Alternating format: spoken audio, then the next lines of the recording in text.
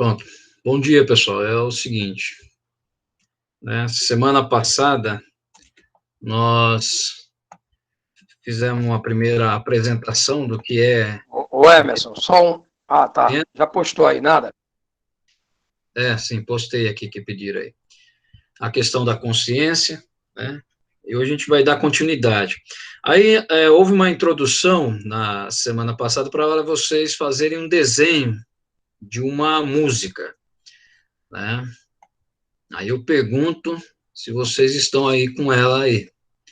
E se tem alguém que possa colocar na tela a sua, para alguém fazer uma interpretação daquilo que foi feito. Alguém conseguiu isso? Se não, eu pulo.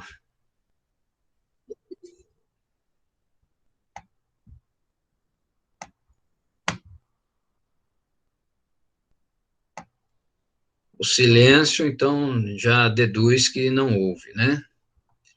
Tudo bem. Então, vamos dar sequência aqui. Vai ficar um buraco aí na nossa questão. Está sendo apresentado aí? Vocês estão conseguindo ver a apresentação ou não?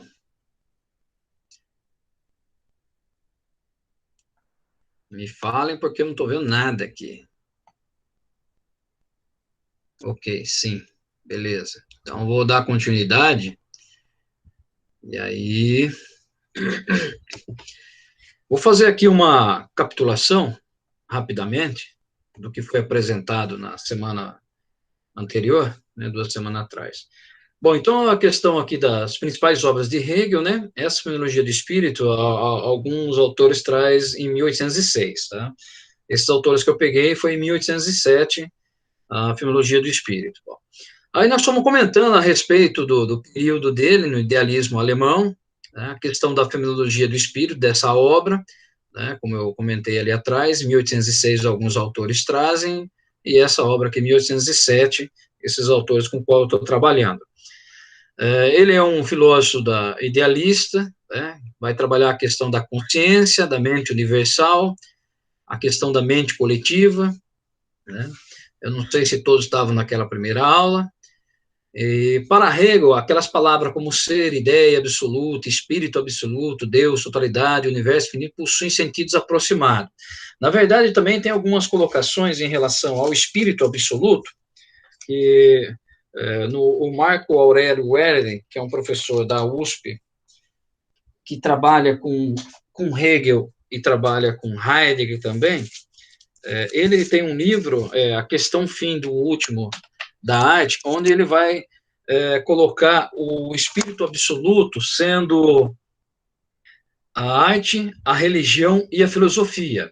Então, ele diz que Hegel chama essa questão do espírito absoluto, né, relacionando justamente nessa perspectiva, né, que é uma questão da representação, né, para ele. Então, existe um fim último da arte, vamos pensar, né? Existe o fim da religião como representação e da própria filosofia, né? Do pensamento. Então, arte, religião e filosofia são a expressão do que Hegel chama de espírito absoluto, tá? Como figuras históricas, isso, né? E essas figuras, elas cumprem um ciclo de realização, tá certo? É uma consequência importante aí para que a gente vai ver depois no fim último da arte. No sistema de Hegel, o absoluto, né, que ele vai falar, a arte, a religião, a filosofia, vai dar espaço ao seu sistema que ele vai chamar de espírito objetivo, constituído por dilemas morais e ética, né, a diferença entre o bem e o mal, os vícios, as virtudes, a família. Então, principalmente pelo mundo do trabalho e da política, né, da vida social e assim chamada sociedade civil. Então, vejo que essa questão do espírito absoluto está relacionada com a questão da arte, da religião, né, e da filosofia como representações históricas constituídas pelos dilemas do mundo, né? Os vícios, as virtudes, a questão da família. Por exemplo, nós estamos vivendo agora essa moral cristã, família, que, né, então, colocar esse governo é pautado em cima disso, tá? Na verdade, a verdade hoje parece que não há uma verdade, né? Tudo se coloca sobre tudo, né? Então, isso é... Deixa eu ver se tem alguém aqui, parece que tem que aceitar alguém. Fez um barulho aí. Tem que permitir aqui. Opa, será que foi? Acho que não deu tempo aqui para a menina aqui. Bom, agora fica meio difícil, tem que ficar indo uma tela na outra. Ela que tenta de novo. Vamos lá. Então, assim, retomando, né? Então, nesse sistema do pensamento hegeliano, as figuras do absoluto sustentaram e deram sentido à vida dos homens. Era uma espécie de telos, né, de ascensão de toda a existência humana, vamos dizer assim. Na contemporaneidade, isso inverte o movimento de direção. Hoje, o sentido, por exemplo, né, se a gente for pensar, de novo, caramba, até eu chegar lá, já saiu da tela. Pronto. Então, assim, retomando, né, essa questão do sentido, né, do movimento da direção, o que é hoje. Ele ainda existe como perspectiva da existência humana, tá? Reside mais embaixo, é ditado pela economia, pela vida prática, né, que submete a esfera absoluta aos seus interesses.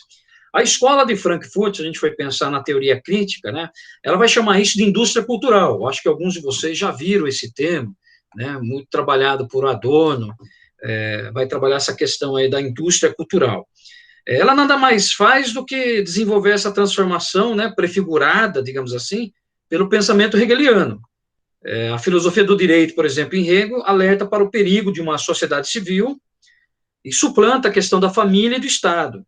Então, ao contrário da família e do Estado, essas esferas que a gente pode chamar de esferas éticas, né, prevalece tanto o amor e os laços de solidariedade, quanto a segurança, o equilíbrio de toda a sociedade civil.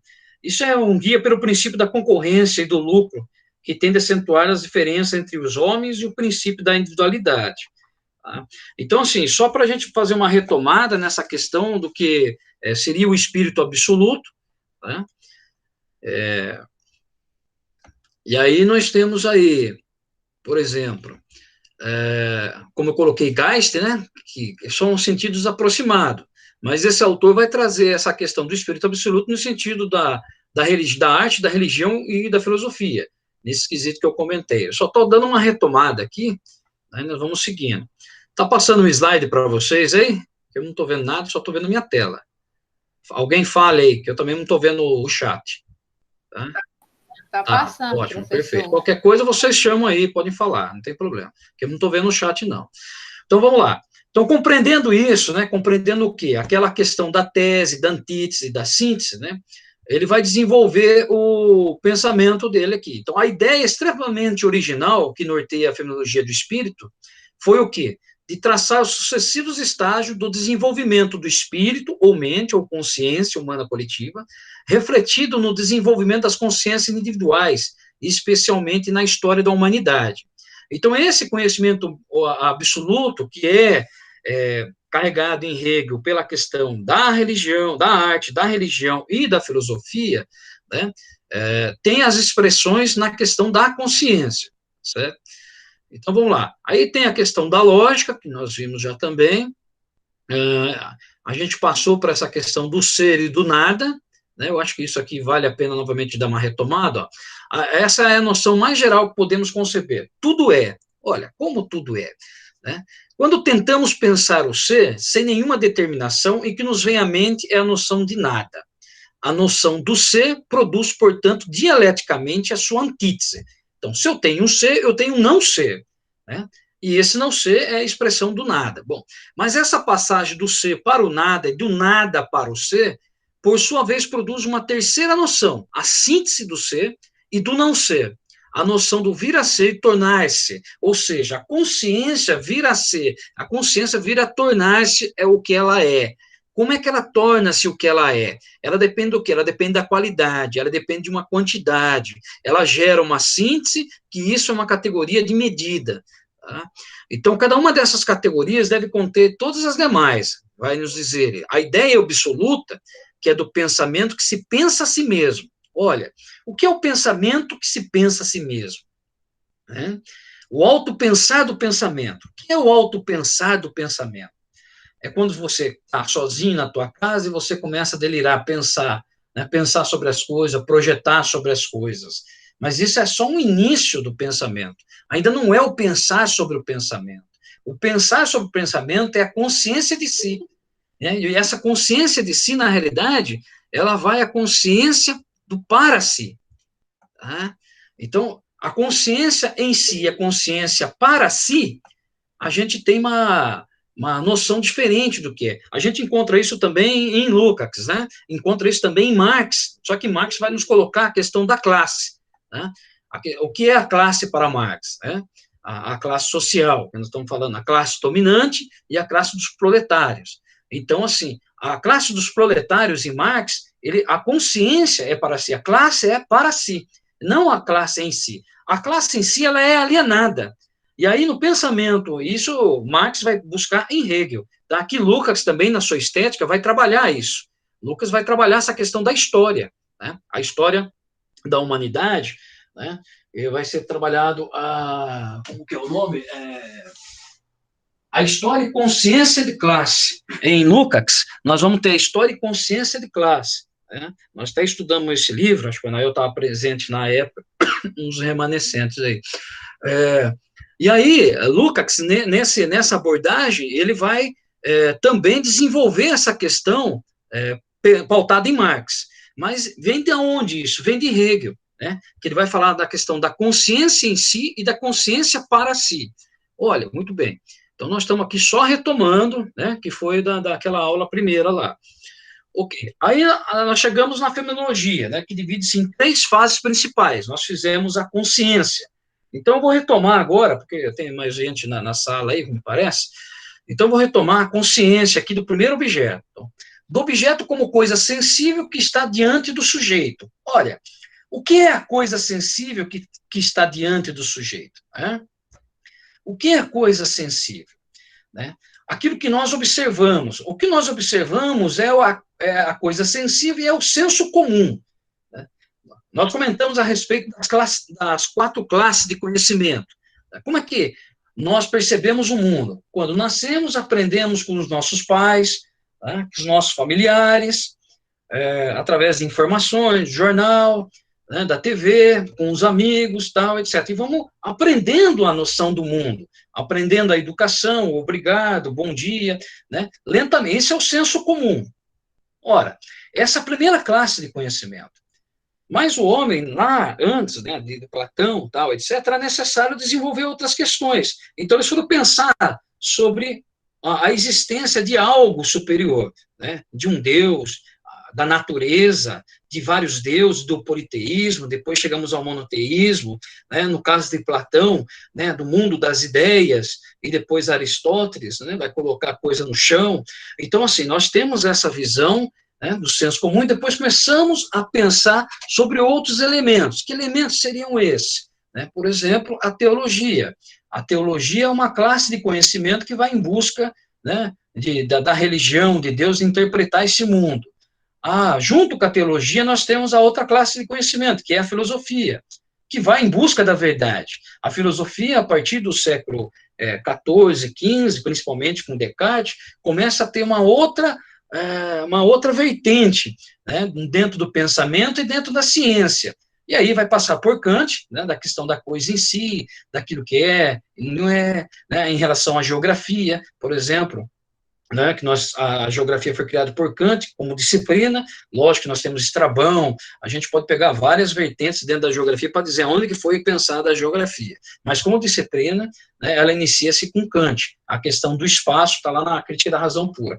Ora, então nesse sentido, a filosofia ela vai chegar ao conhecimento científico, é através da filosofia que chegamos ao conhecimento científico. E aí vamos chegar com Augusto Comte, né, com o positivismo, o determinismo, tal, até chegarmos na questão da dialética materialista, em Marx, passando para a questão dos fenômenos, em Rousseau, Heidegger, e aí a gente vai desenrolando aí, chegando no estruturalismo, né, com Sartre, Milton Santos, né, Lefebvre, que vai pegar mais na posição dele,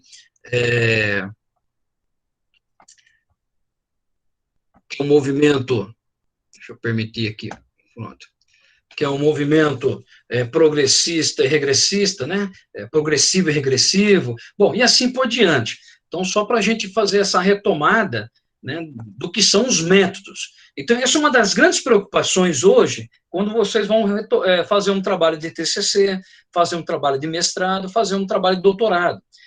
O quanto é difícil a gente encaixar essa questão do método, do pensamento, né? Juntamente com isso, a questão da metodologia, do caminho que tu vai percorrer para chegar ao seu objeto. Então, em Hegel, nós vemos isso, principalmente. Tá?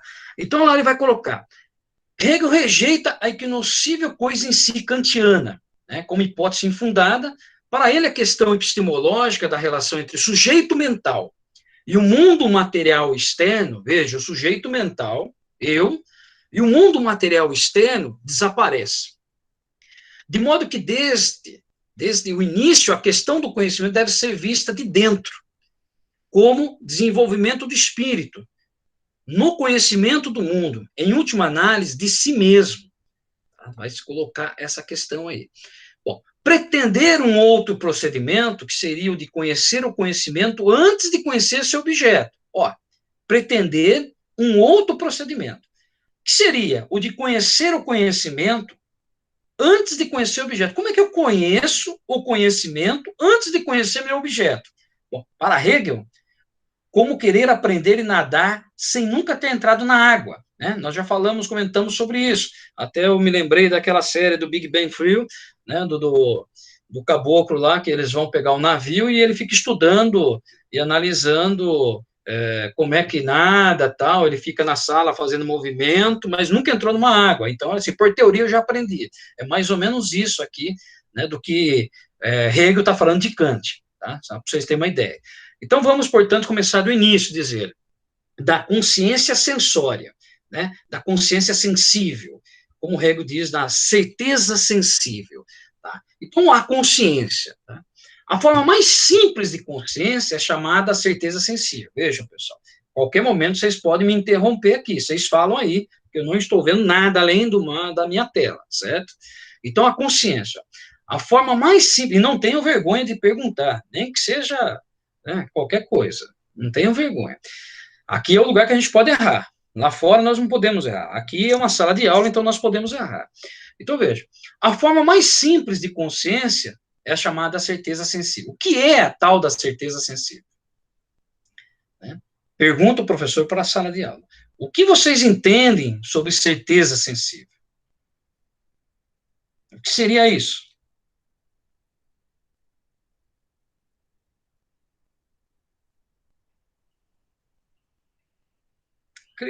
Clique.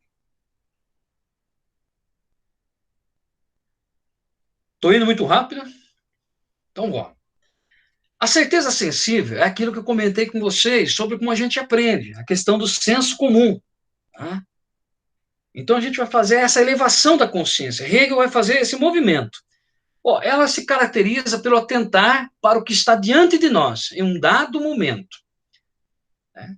Então, lá, um copo, uma tela de TV, a tela do computador, a tela do seu celular. A certeza sensível. Por quê? Essa apreensão sensível dos objetos particulares, que vai ser o quê? O senso comum. É a mais certa, a mais rica da consciência. É a mais certa porque parece ser o conhecimento de como as coisas são. Tá? E mais rica devido à variedade e à multiplicidade do mundo sensível. Então, Hegel quer mostrar que, na verdade, nada, né, não é nada disso. Olha, como isso, professor?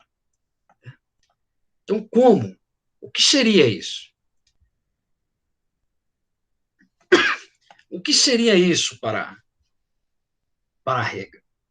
Né? O que seria isso para Hegel? O que ele quer nos dizer com isso? Então, veja, A certeza sensível é aquilo que está perante aos nossos olhos. Está de frente.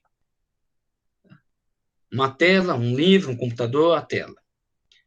Mas ele diz o seguinte, olha, né?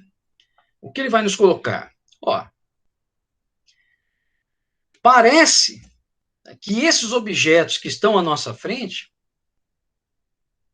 que é o senso comum, é a forma mais certa e mais rica de consciência. Eu estou vendo, como você vai negar que eu estou vendo um copo?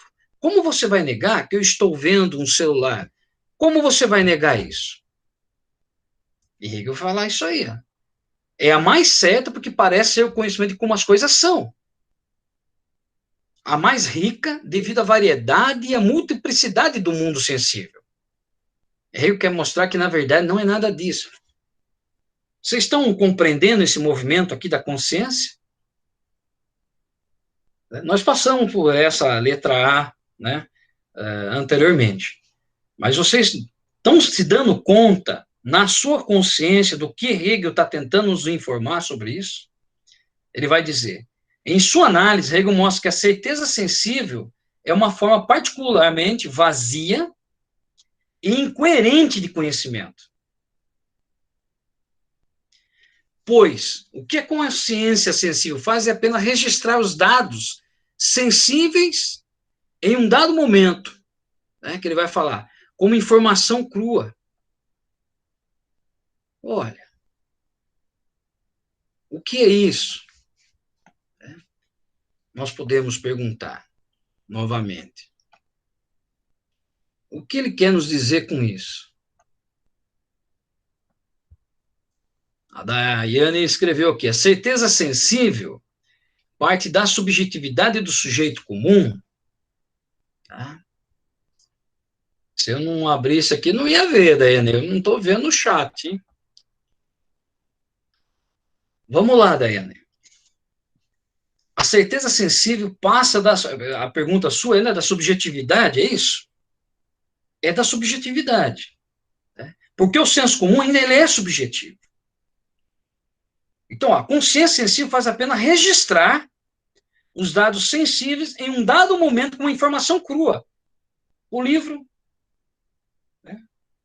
O telefone, o copo d'água, eu registrei isso daí.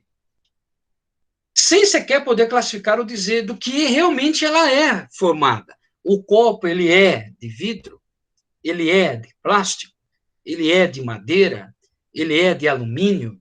Vejam, né, as qualidades, né, sendo colocadas, certo? Ora, vamos lá. Então, como é que é consciência e a estrutura geral? É que o Hegel vai nos falar. Então, aqui é a consciência, né? Então, a estrutura geral. Então, nós temos a consciência, vocês estão vendo aí em azul, aí, como a consciência se compreende? Como a consciência se compreende, é o que nós vamos chamar de teoria da mente. É o que ele chama teoria da mente. É como se a gente falasse a epistemologia da mente. Tá? Aí, como a consciência compreende e como conhece os objetos. Teoria do conhecimento. Como a consciência compreende os objetos. A ontologia. O que é a ontologia? É o estudo do ser. Então, veja, a relação entre consciência e objeto, a lua, o sol, a casa, as árvores, né? É essa relação. A estrutura geral, é aquilo que é a certeza sensível, isso. Mas a certeza sensível é a negação também. Ó, a consciência imediata, ela é singular. A relação entre consciência e objeto, imediata e singular. Tá? É singular. Nós não estamos fazendo a pergunta, a casa é vermelha, a casa é azul. Existem vários formatos de casa. Não. É consciência e objeto. É o movimento imediato e singular. Então, como a consciência compreende, como conhece os objetos. Como a consciência compreende os objetos. É a ontologia.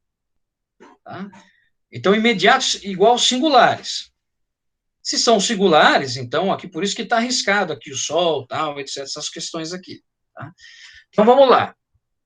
Por exemplo, o Hegel vai nos falar o seguinte: eu não posso dizer isso é redondo, isso é amarelo, e menos ainda, isso é uma cadeira, pois em tais casos ela demandará o uso de conceitos universais da linguagem, como os de redondo, amarelo e cadeira.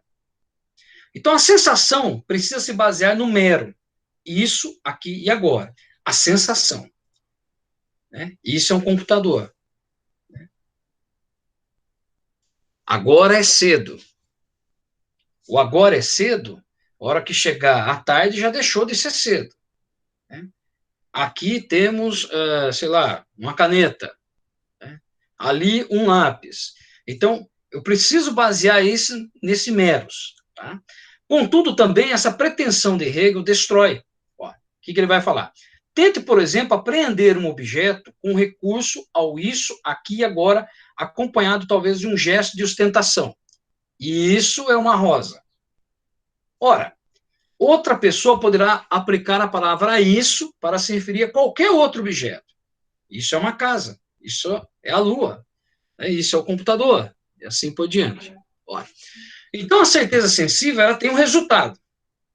Aí a consciência, que é universal, a relação entre consciência e objeto, né, nós temos ali a figura de uma casa. Então, a casa é um objeto universal. Então, isso é uma casa. Então, como a consciência compreende os objetos, né? Ou seja, é a ontologia do processo. Bom, então, avançando mais um pouco, vemos que a palavra isso é impossível dar um significado particular. O seu significado é sempre o de um conceito universal. Casa, computador, cadeira, é o conceito universal. Então, quando alguém desenrola uma teoria, né, ela ainda não se torna universal. Para ser aceita isso, essa teoria, ou esse nome, esse conceito, ele leva um certo tempo.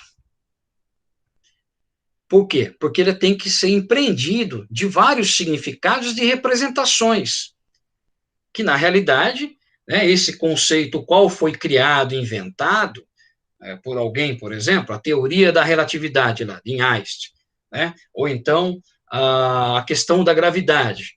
Tá? Tem todo um processo aí para se constituir isso, para compreender isso. Tá? Então, retomando. Nós necessitamos de um conceito universal. Então, realmente, hoje, o que vai se dizer? Hoje diríamos que o sentido geral, né, o Rowley, que ele vai afirmar, a função do pronome demonstrativo isso, define-se geralmente como qualquer coisa próxima de uma pessoa quando ela aponta para ela. Então, isso é um copo. Quando a palavra agora, né, quanto a essa palavra agora, Hegel nota que se à noite eu disser agora é noite, e escrever isso, amanhã de dia eu for ler, se tornou insípido, ou seja, passou, fluiu, não é mais. Então, a frase torna-se falsa, pois se trata de um outro agora. O agora é, pois, um universal. O agora é um universal. O isso é um universal. Esse negócio de gente ficar entrando aí fora do horário é foda, hein? Entre no horário, caboclo. Caramba. Cadê? Cortando. Olha lá. Então, veja. Diríamos hoje, então, que o sentido, né, a função, o Rowley, resgatável do agora, é de o momento no qual o falante profere essa palavra. É um conceito universal. Agora. O mesmo vale para o aqui, ele vai nos dizer. Diríamos hoje, tem o sentido universal de apontar para o lugar do qual o falante profere. Então, o sentido universal será apontar para o lugar do qual o falante profere. Aí a gente vê também esses jargão, de vez em quando cansa. No meu lugar de fala, eu estou falando do meu lugar de fala.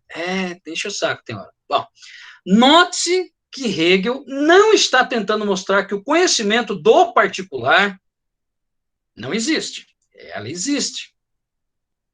O que é o conhecimento do particular? Ó, lá em cima, vemos que a palavra isso é impossível de dar um significado particular. Impossível. O seu significado sempre é de um conceito universal. Tá? É de um conceito universal.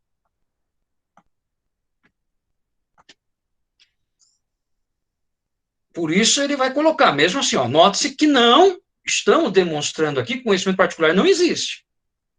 Ora, o que ele quer mostrar é que até mesmo pela apreensão sensível, o que é apreensão sensível? É a certeza sensível. É aquilo que nós vemos. Né? Nós só conhecemos o particular através do universal. Retomando, a casa, o computador, o copo. Então, só reconhecemos o particular através do universal. O que é o particular? É a particularidade da casa. Ora, a casa é vermelha, a casa é amarela, o copo está com água. Que copo? De madeira? De vidro? De plástico? Ora, então veja assim, essa apreensão sensível que ele vai nos dizer, só nos conhecemos a partir do universal. É aquela questão que eu comentei com vocês anteriormente. Quando alguém cunha uma teoria, ou cunha um termo, um conceito, né? E esse conceito precisa ser desenvolvido para ele se tornar universal. Ora, nós trabalhamos com as instalações geográficas. Toda vez que nós temos que escrever um artigo, nós temos que definir o que é instalações geográficas. Hoje, antigamente não aparecia. Isso eu fiz ontem, esse teste. Ontem eu coloquei no Google, por exemplo, instalações geográficas. Aí está lá, definição. Antes não aparecia. Já está aparecendo no Google a definição de instalações geográficas. Quer dizer, que está se tornando conhecido isso, mas ainda não é universal. Compreende? Não está na Europa isso. Não está no Japão isso. Não está na África isso. A cadeira está na Europa. O computador está na Europa. Então, veja, essas palavras que eu quero que vocês entendam. É o que Hegel está nos falando. É aquela questão da certeza sensível. Só é certeza sensível para o indivíduo porque ela tem uma definição do universal. Então, ou seja, vamos lá. Para se tornar exprimível pela linguagem, para se tornar genuíno, o conhecimento sensível precisa inevitavelmente valer-se de conceitos universais. O conceito de lugar para a geografia. Tá? O conceito de paisagem para a geografia. Aí nós vamos pegar o conceito de paisagem para Milton Santos, nós vamos pegar o conceito de paisagem para Ana Fani, né? Nós vamos pegar o conceito de paisagem, ou de lugar, por exemplo, para Yuf Tuan, na fenomenologia, que ele trabalha com essa vertente. Ora, então os conceitos universais subsumem ao dado de uma classe de entidades. Aí, por isso, as entidades dos lugares, as entidades das paisagens. Vamos lá. Mas quando isso acontece, vai nos dizer Hegel, o conhecimento sensível deixa de ser conhecimento sensível para se tornar conhecimento perceptual. Ó, nós estamos entrando agora numa outra vibe. Tá? Percepção é o quê? É a sensação mais o conceito. Ora, então eu tenho a sensação, o copo é o conceito, mas eu tenho a sensação. Por quê? Eu pego o copo. Mas só isso basta? Não, vejamos. Ó. Assim parece que a certeza sensível, isolada, é, na verdade, uma abstração. Então, o que Hegel vai chamar a atenção é o seguinte, mesmo você pegando o copo, ainda não é o conhecimento. Estão sacando? Mesmo você ainda observando o copo é universal, o computador é universal, né? Isso é um copo, a certeza sensível. Agora eu tenho a sensação disso. Mas isso ainda não é o conhecimento. Então imagine vocês, no desenvolvimento dos seus TCC, no desenvolvimento do mestrado, do doutorado. Aquilo, o objeto que vocês estão vendo, que vocês conhecem, ainda não o conhecem. Por isso que lá em Marx se fala no todo. A dialética, o materialismo, porque o mundo é feito de material. Criado pelo trabalho. Aí Marx foi cunhando, foi pegando esses elementos, né? Foi pensando isso, porque Hegel vai pensar a questão do Estado, ele está preocupado com a questão do Estado, tem o direito em Hegel, né? Tem a lógica da ciência em Hegel, ele vai construir de que forma a gente vai observando esse mundo, porque ele está preocupado com a Alemanha, né? Enquanto a formação de Estado, lembramos disso. Então, também, não dá para a gente falar assim, pô, Hegel, né? Ele não está no nosso tempo. Se esse cara tivesse no nosso tempo, seria uma outra figura. Ou talvez não. Tá? Mas o que ele pensou para a época, né? Se você pega Lefebvre, você vai ter uma obra do Henri Lefebvre, Hegel, Marx e Nietzsche, no Reino das Sombras. Essa é uma obra de Henri Lefebvre. Você pega Lukács, você vai ter Hegel, Marx e Nietzsche. Você pega Foucault, você vai ter Marx, Hegel e Nietzsche. Vejam, esses três autores são muito importantes. Até hoje esses autores são importantes para o conhecimento do mundo.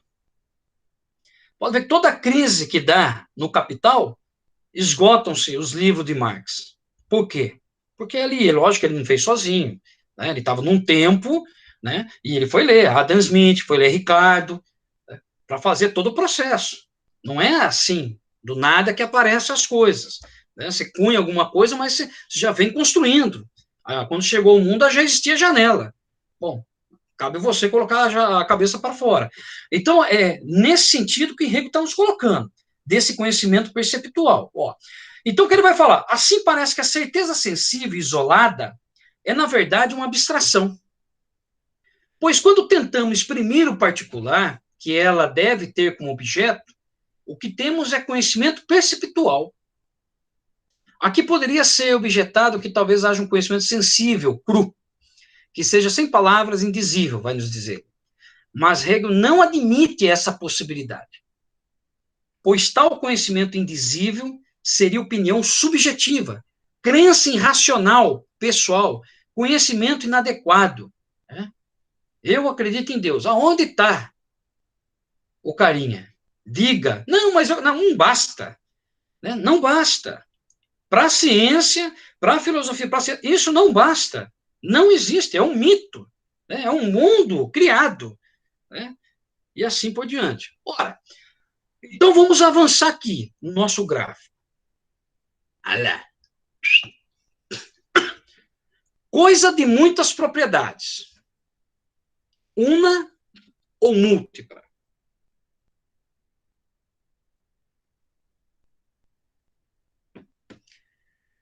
Habitação. Geralmente de humanos, alguma cobertura protege, né, do ambiente. Então a casa, como nós vimos, ela é universal. Mas a casa tem uma ideia, a ideia da casa. Tem uma forma, tem uma essência e ela gera um conceito, o conceito universal de casa.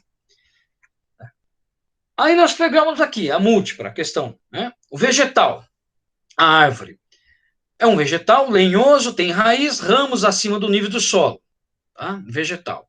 No caso da árvore, universal. Então nós temos uma ideia, uma forma, uma essência, um conceito. Então, essas propriedades, a diferença, ela é múltipla, porque ela cria várias identidades. Tá? Mas ela é una também, porque ela cria uma ideia na sua cabeça. Ela cria uma ideia de forma. Quando eu falo em árvore, vai vir uma árvore no pensamento da Janaína e uma árvore no pensamento do Anael. Pode até ser iguais, mas ainda são diferentes. Por quê? Porque tem essas propriedades. Tá? Então, vamos lá. O que acontece ao nível da percepção? Aqui a consciência classifica conceptualmente os objetos de acordo com propriedades universais. Vou voltar. Tá? Propriedades universais. Ora, casa, árvore. Universais. Só que a casa pode ser vermelha, branca, tem um formato diferente, tem uma essência para um, né? Tem uma essência para outro. A árvore, mesma coisa. Então, vamos lá. Mas o conhecimento perceptual também é falho, pois não explica adequadamente a conexão entre universal e individual. Então, veja, nós temos o particular, o universal, e agora nos entra o individual. Então, veja, universal, a casa. certo? O particular, a casa vermelha. O individual, o que seria esse individual? Vamos lá. Consideramos alguns exemplos. O cubo de sal, objeto, é branco. Então, o cubo de sal é branco. E também, ou seja, além disso, cúbico e também, além disso, salino. Então, um cubo de sal, ele é branco e ele é salino. Tá? Mas o objeto individual, o que é? Ora, nem os predicados branco, nem o também, né, também salino, igualmente, né, são universais. Nem o substrato indizível. Ora, eita saco, toda hora entra um palhaço aqui.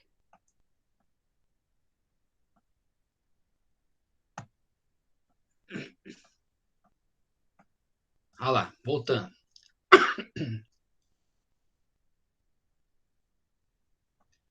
Vamos lá, novamente.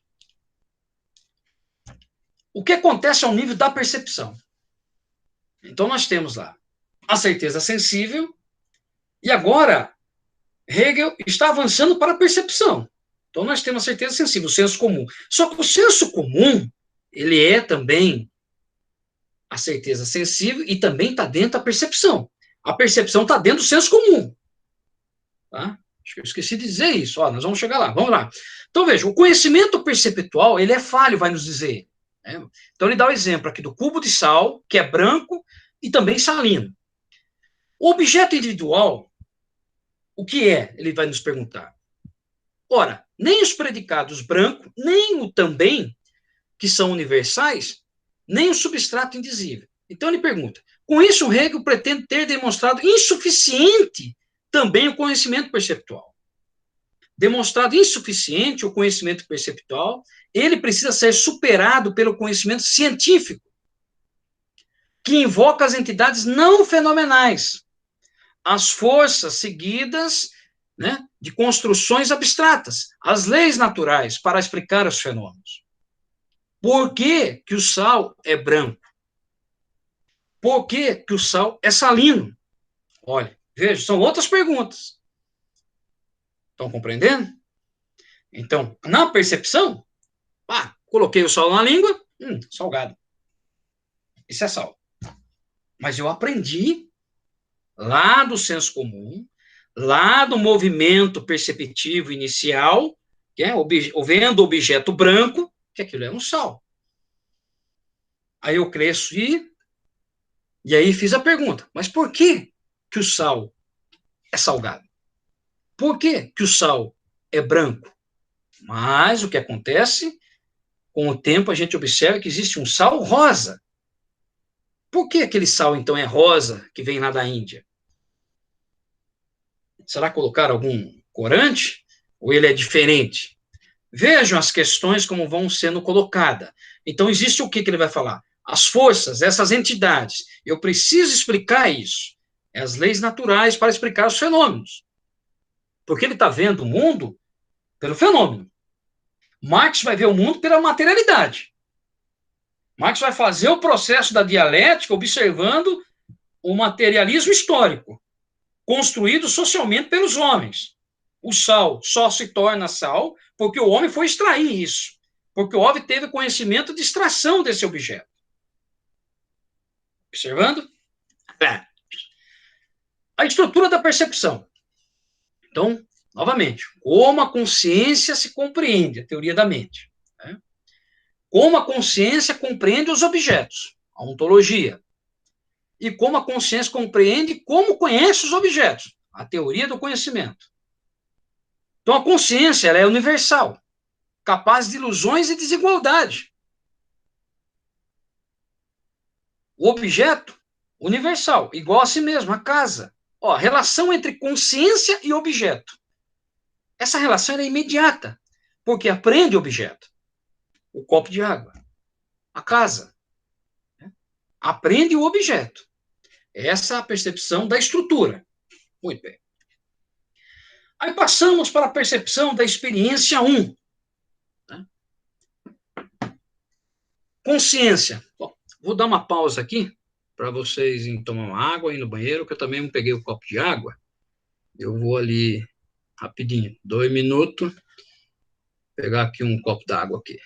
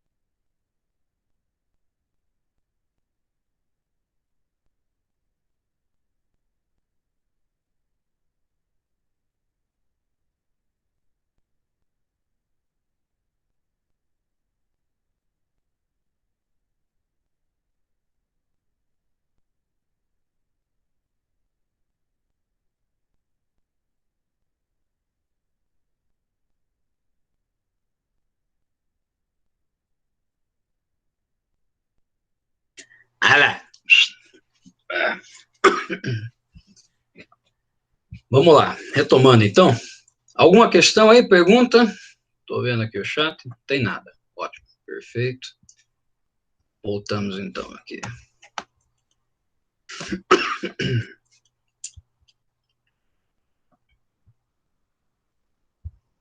Então vamos lá, na percepção da experiência, né? A questão da consciência. Então a percepção. Experiência 1. Então nós temos a consciência e nós temos os objetos. A percepção inicial, que ele vai chamar de uno, né? A casa. Abaixo, nós temos aqui uma casa num outro grafismo, que seria, que ele vai chamar de múltiplo, que é a comunidade em geral. A percepção verdadeira. Né? Múltiplo, diversas propriedades, comunidade em geral. Então, percepção verdadeira. Né? Percepção inicial, uno, uma casa. Múltiplas, né? Diversas propriedades, comunidade em geral. Casas, várias casas, tal. A percepção verdadeira. A percepção experiência 2.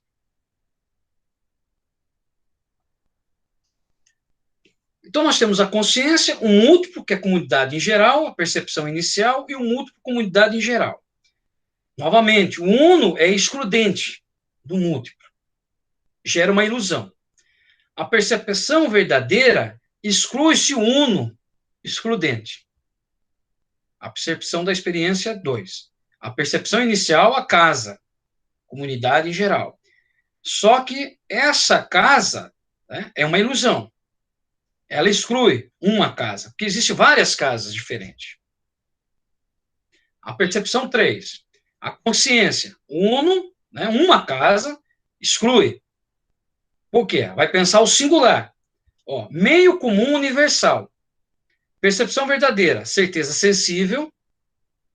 Então, a percepção inicial lá em cima, para a gente começar. Né? Casa diferente. Só um momento aí. Estou em aula. Pronto. Percepção inicial, né? A casa, só que existem várias casas, a comunidade em geral. Aí vai abaixo.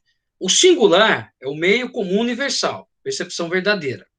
Singular, não são propriedades, pois não estão no uno. Então, não são propriedades, não estão no uno. Não são determinadas, pois não se relacionam. Que não se relacionam?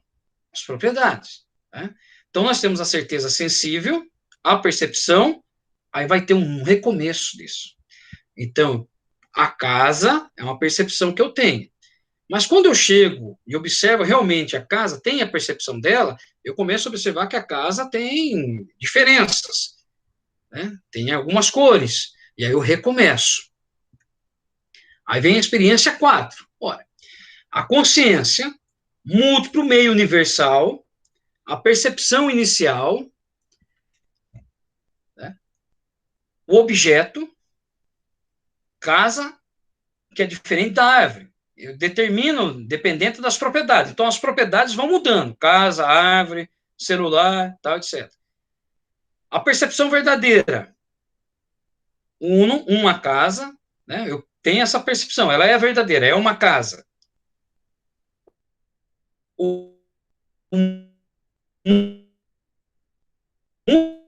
Também ela é universal. A reflexão de uma ela é verdadeira. Então, veja, a reflexão, ora a consciência, ora o objeto, são unos ou múltiplos. Então, ora a consciência da casa, ora os objetos da casa, são unos e são múltiplos. O resultado, o objeto é uno e múltiplo para si e para outro. A experiência 5, a percepção 5. Aí a consciência, enquanto para si, uno, para outro, múltiplo. Lembremos aqui do para si, daquele movimento do em si, do para si. É o movimento da consciência. É consciência, torna-se consciência de si mesmo. Então, enquanto para si é uno, para o outro é múltiplo. A desigualdade se deve à consciência que percebe a relação. Então, qual é o objeto? A casa para si é uma. Para outro, é múltiplos. Mesma coisa a questão da árvore. O objeto é uno, ser para si. Ó, objeto é uno, ser para si. Mediante ou enquanto da consciência. Então, a reflexão que nós temos que fazer é o seguinte: ser para si e ser para outro são essenciais ao próprio objeto. Isso leva-se à categoria de entendimento. Então, universal e incondicionado. O objeto será a unidade entre a unidade, ser para si, e a multiplicidade, ser para outro. Unidade e multiplicidade serão desdobradas em força, lei, fenômeno suprassensível. Isso vai gerar o entendimento. Dessa categoria de entendimento, nós não vamos trabalhar isso, está na sequência do livro ainda de Hegel, ainda ele vai esmiuçar essa questão do entendimento. Então, aqui, a imagem manifesta do mundo provida pelo senso comum, tendo se demonstrado insuficiente, é substituída pela imagem científica. Já aqui passamos do nível da percepção para o nível do entendimento, que para Hegel, como para Kant, impõe suas leis à realidade. Então, vamos lá, retomando.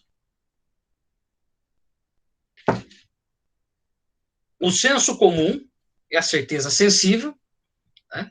A certeza sensível, nós observamos o objeto através de isso, né, do agora, tal, daquela questão universal, do que é comum, mas só isso não bastava. O que era necessário? O que é necessário é a percepção. A percepção é o quê? A sensação mais o conceito. Então, veja, esses elementos de movimento, de observador, do homem para o objeto, e a construção dessas passagens vai levar ao entendimento. Através do quê? Das leis da realidade. Lembremos do cubo de sal branco. Olha, por que é branco? Eu sei que ele é branco. Eu olhei, estou vendo o cubo de sal, né? Mas aí eu senti o sal. Eu percebi também. Mas não basta ainda. Por quê? Porque ele é branco. Porque ele é salgado. Então, entra outros elementos dessa realidade. Essa percepção, esse movimento de percepção, essas experiências, né?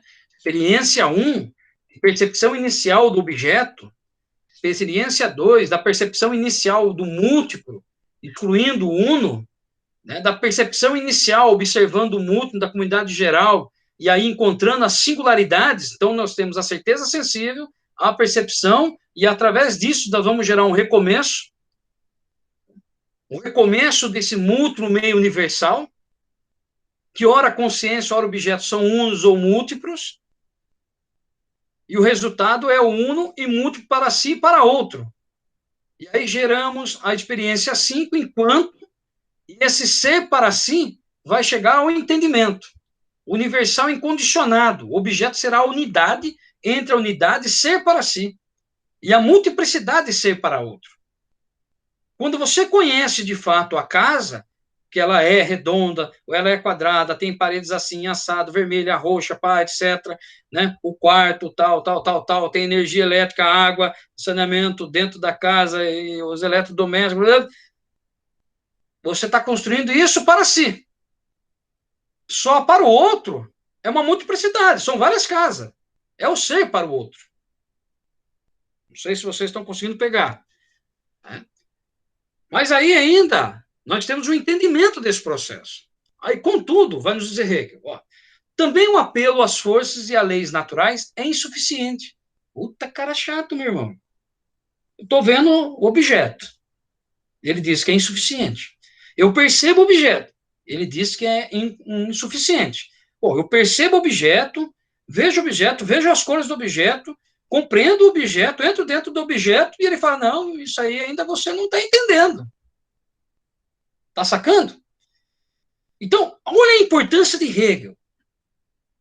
Que a gente não vê isso na geografia. Em muitos outros cursos não vê.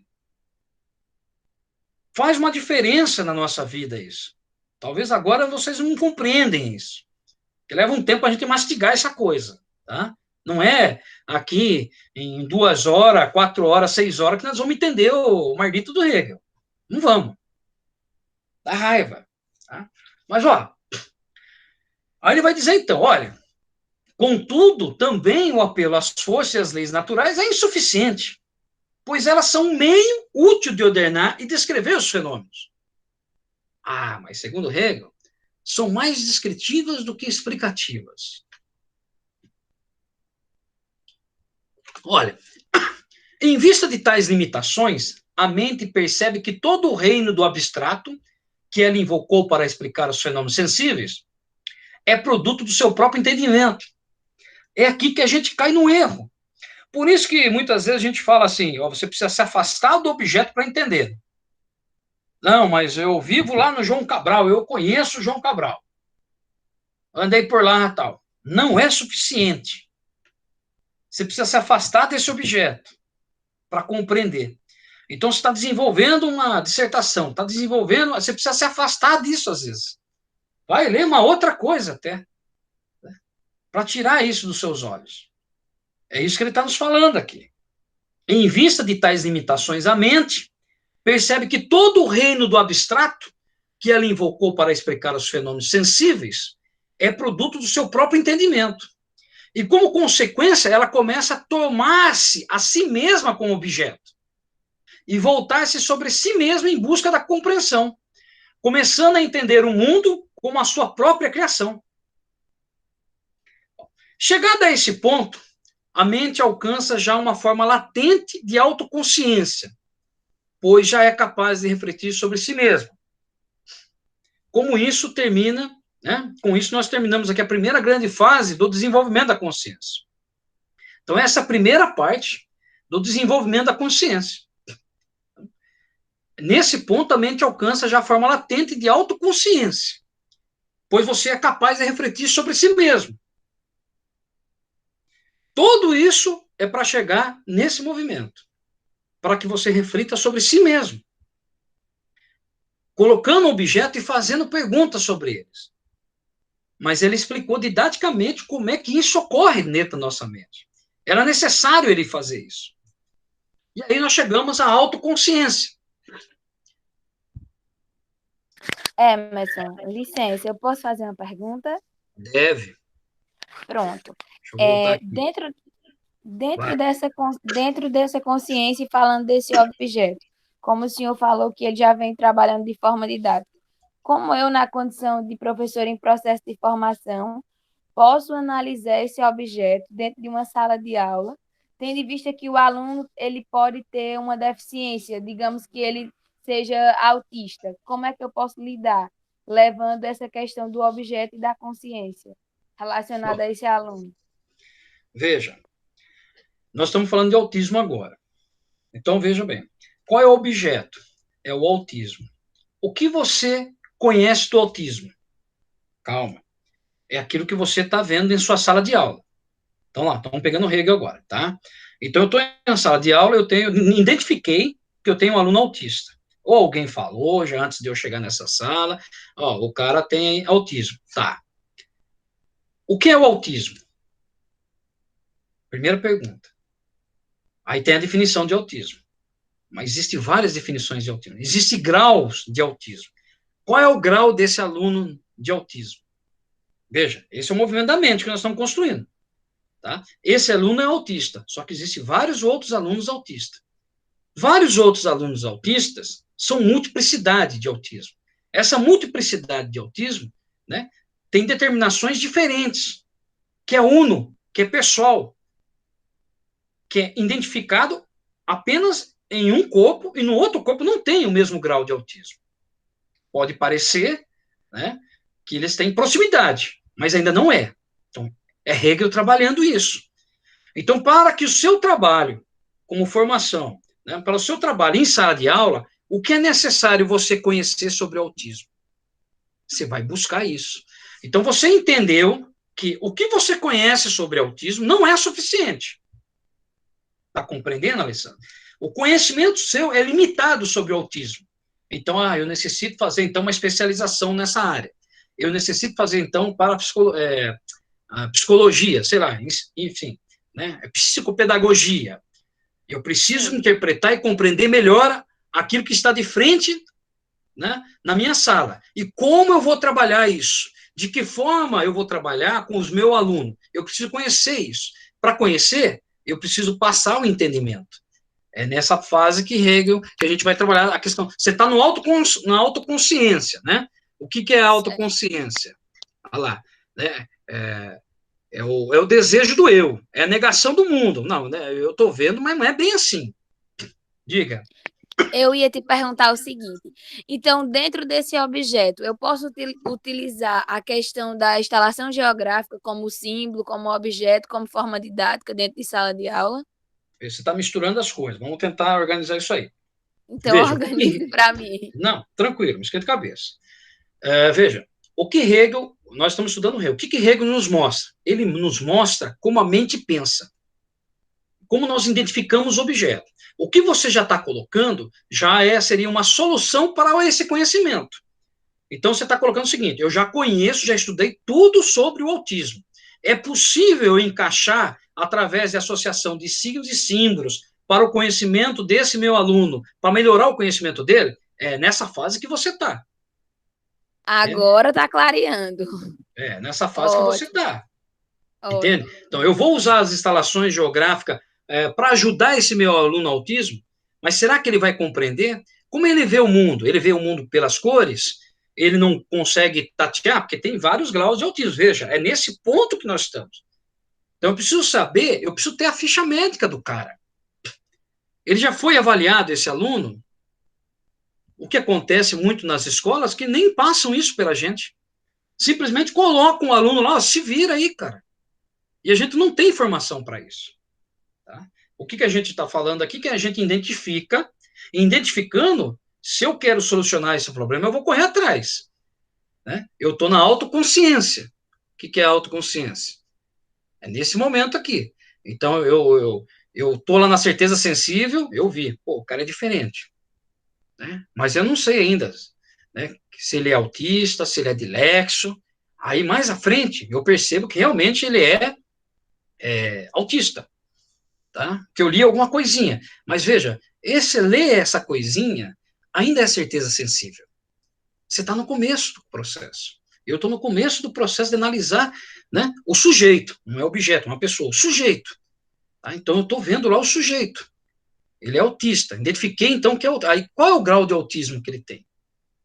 Então, eu preciso compreender melhor isso. Aí não basta isso. Eu preciso entender da família, aonde ele vive, como ele vive, olha só, os elementos vão brotando, né? Então, nós temos os elementos aparecendo dessas perguntas. É esse o movimento que Hegel está nos colocando. Ele está nos fazendo essa provocação. Tá certo? Compreendeu? Compreendi, muito obrigada. Então, vamos avançar. Então, lá, a autoconsciência, né? Com o livrinho de Peter Singer, que é um professor aqui da Federal da Paraíba, que estuda Hegel também, tem um livrinho muito bacana. Ele fala o seguinte, ó. O estágio mais primitivo do desenvolvimento da mente, ou espírito, como autoconsciência, é o daquilo que Hegel chama de desejo, Beschreibung, luxúria, né? Ó, pelo desejo, o eu quer preservar sua individualidade pela negação do mundo ao seu redor. Então, pelo desejo, o eu quer preservar sua individualidade pela negação do mundo ao seu redor. Ele quer subordinar, apropriar-se, destruir o objeto externo. Essa atitude concerne também a objetos do desejo, que são eles próprios outros seres vivos. O problema com o desejo é que, destruindo o objeto, ele precisa de outro objeto para exercer controle e demonstrar sua individualidade, e assim por diante, em uma tarefa sem fim e sem descanso. Mas, veja, quando o eu é confrontado com outro eu, essa atitude precisa se transformar, pois para Hegel, a alteridade é essencial ao desenvolvimento da autoconsciência. Hegel percebe que a autoconsciência não pode existir em isolamento, mas sempre pela intermediação de outras autoconsciências. Uma autoconsciência precisa do quê? Veja que nós estamos na fase B agora. Então, nós fizemos a primeira parte, né, que era a consciência, Hegel explicando o que é a consciência. É aquela questão da certeza sensível, da percepção, da sensação, e aí, quando chega no nível de entendimento, né, chegamos à autoconsciência. Ainda não é o entendimento, né? Está na autoconsciência, é um processo. Aí ele vai falar o seguinte, ó, esse reconhecimento precisa ser recíproco, da consciência com a autoconsciência. Ela só reconhece a si mesma se ela se reconhecer a si mesma em outras consciências. O que ele está falando é universal. Olha, é como se para nós vermos a nós mesmos, precisássemos de um espelho. No caso de uma outra autoconsciência. Olha aqui, é Daiane, né, seu nome? Olha, acho que dá para pegar o exemplo. Veja lá. Esse reconhecimento precisa ser recíproco. Ela só se reconhece a si mesma se ela se reconhecer a si mesma em outras consciências. Aí ele vai dizer, é como se para nós vermos a nós mesmos precisássemos de um espelho. No caso de uma outra autoconsciência. Então, para você reconhecer o seu aluno lá, o autismo, você precisa estar no mesmo nível dele, de conhecimento, de reconhecimento. A sua consciência conhecendo a consciência dele. Esse é o avanço que você daria. Né? Porque você estaria de igual para fazer e realizar o trabalho. É pela ciência, é pelo conhecimento. Então, um sujeito precisa interagir com outras autoconsciências para se conhecer a si mesmo como possuidor de autoconsciência. Ora, eu só me reconheço como homem porque eu me reconheço dentro de outros, com outros. Compreende? A intuição. Veja. O que é intuição para Hegel? A intuição de Hegel pode ser algo esclarecida pelo caso do menino lobo. Essa história conhecida, tá bom. Que desde o início, na sua infância, vivia na floresta, andando agachado e comendo insetos. Ele podia perceber o mundo, mas certamente não era capaz de autoconsciência. Ele não tinha autoconsciência. Por quê? Porque a consciência dele, a autoconsciência dele, aliás, nós podemos dizer assim, era do mundo de reconhecimento dos lobos. Olha lá. Então, imagine, né, o Peter Singer nos diz o seguinte, o exemplo de uma família que usa um dos seus membros como bode expiatório. Né? Parece filme. terminando por destruir a sua autoconsciência. Imagina ainda o caso de um país que demanda ser reconhecido por outros para existir em um sentido pleno. É o caso lá da faixa de Gaza, por exemplo. Eu preciso alguém... A Venezuela. Tem lá o Maduro e tem um PC lá que é substituto lá, que se autodeclarou presidente. Que o Brasil reconhece ele, não reconhece o Maduro. Assim como alguns outros países. Estados Unidos, só as pipocas. Né? É disso que ele está nos colocando aqui. Ou seja, o que a Constituição da autoconsciência demanda é a formação de uma consciência nós. Ou seja, uma consciência social, de sujeitos capazes de reconhecer a identidade que os une em suas diferenças. Veja. O que a Constituição da autoconsciência demanda é a formação de uma consciência nós, ou seja, de uma consciência social, de sujeito capaz de reconhecer a identidade que os une em suas diferenças. Sociedade. Para isso, eu tenho leis criadas, inventadas, pensadas pelo homem. Né? Vou dar um exemplo. Das drogas, por exemplo. Tem alguns países que você tem a liberação, outros países não. É uma consciência social isso. Tá? Não é divino que isso... Não, é uma moral que se introduz, que se coloca, que se liberta. A questão do aborto, por exemplo, que estava em voga aí há um tempo atrás, né, com uma menina de 10 anos... fizeram um monte de protesto, tal, etc., mas aí tem um grupo, não, existe a lei é para isso, é para ser cumprida. Existe uma consciência social, só que existem também outras consciências sociais. Então, contudo, o desenvolvimento da autoconsciência coletiva não se faz de modo imediato. Então, veja, nós temos dois grupos, um que aceita o aborto e o outro que não. Então, não se faz de modo imediato.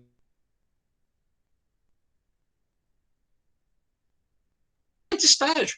Lembrem vocês, né? Quando vocês eram menores, coisas que vocês faziam, e hoje vocês olham para trás, nossa, eu fiz aquilo, que absurdo. Né? Por que fui fazer aquilo? Porque você ainda não estava preparado. A gente vai crescendo, a gente vai tomando conta do mundo, e o mundo vai tomando conta de nós. Né? Uns mais tortos, outros menos. Tranquilo até aqui na questão da autoconsciência? O que fica para nós na autoconsciência? É esse reconhecimento da parte das outras consciências. Ó. Esse reconhecimento precisa ser recíproco.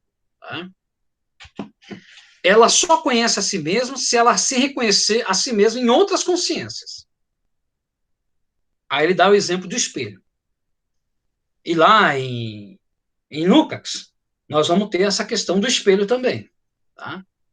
Então, é como para nós vermos, nós mesmos precisamos de um espelho, no caso de uma outra autoconsciência para interagir, para realizar isso. Muito bem. Isso é autoconsciência. Aí chegamos na razão. Na razão. Então, na terceira parte da fenomenologia, o sujeito finito se eleva à autoconsciência universal. Ah lá. Perguntas até aqui? Muito bem. Então, vamos lá. A razão. Então, nós vimos aqui, né, a consciência, a forma mais simples de consciência é a certeza sensível, né, passando pela questão da percepção, chegando no domínio do entendimento, né, aqui a imagem manifesta o mundo provida pelo senso comum, tendo se demonstrado insuficiente, é substituído pela imagem científica, já aqui passando ao nível da percepção para o nível do entendimento, que para Kant impõe as leis. Né? Meio útil de ordenar e descrever os fenômenos. Estou entendendo. Chega a autoconsciência. Tá? A autoconsciência, eu vou negar através dos desejos, né, as coisas, e apropriar, vou destruir. Tal. E o que é a autoconsciência? É o reconhecimento, né, de reconhecer em si mesmo as outras consciências. Ou seja, o universal sendo reconhecido por todos. E aí chegamos à razão. Então, nós temos a consciência, a autoconsciência e agora a razão. Então, nessa terceira parte da fenomenologia, o sujeito finito se eleva à autoconsciência universal. Essa autoconsciência universal, porém, só pode ser obtida se a mente trabalhar no mundo. Se ela transformar o mundo e a sociedade de modo que as condições para isso possam ser dadas. Só pela transformação do mundo, operada pelo espírito, será possível reunir as condições para que a mente se torne plenamente autoconsciente, adquirindo o conhecimento adequado. Além disso, só pela transformação do mundo, operada pelo trabalho do espírito, se tornará possível que a sua liberdade subjetiva do pensamento se realize como liberdade objetiva. Isso será historicamente possível com o luteranismo, a Reforma e a Revolução Francesa. Lembremos, Hegel está nesse período. Tá? Hegel está nesse período. Então, ele vai dizer isso. Por exemplo, o que nós temos aqui, só para a gente fazer uma passagem, né? Hegel vai se dedicar a um exame dos fundamentos circulativos, éticos e culturais, na época moderna e de toda a racionalidade ocidental. No texto de Schelling, né, as diferenças entre os sistemas de filosofia de Fichte e de Schelling, de 1801, Hegel sustentará que a sociedade moderna é caracterizada pela separação das esferas da vida, sendo essa cisão no seio da vida pública que a leva à necessidade da filosofia, o qual tem como incumbência pensar essa cisão no todo. Aí ele vai dizer, isso não significa que a filosofia tenha que encontrar uma totalidade artificial para essa cisão ou uma idealidade harmoniosa. Antes pretendemos dizer, né, Hegel, que é assunto da filosofia, seu ponto de partida é a cisão, ele vai dizer isso. Tá? Ora, a relação do idealismo com o realismo é a noção do que o idealismo implicaria um exame de como a ideia se efetiva na realidade. Abrigava a necessidade de um confronto com a realidade dos estados europeus modernos e de sistema de poder ainda subsistente do antigo regime, notadamente na Alemanha. Isso fez com que Hegel e também Hölderlin, que é um poeta, tal, né, fosse aos poucos abandonando a aposta na arte como possibilidade de reorientação no mundo moderno. Ora, o sistema idealismo, né, alemão, proposto por Schiller e Hegel, né, em torno de 1795 a 1796, proclama-se o quê? A necessidade de uma renovação até mesmo da abolição do Estado. Tá? Isso aqui é uma parte do livro que eu li do Marco Weller. Ora, então só para dizer de que mundo ele está falando, da onde ele está falando, né, de qual época ele está falando. Por isso se coloca essas questões aqui.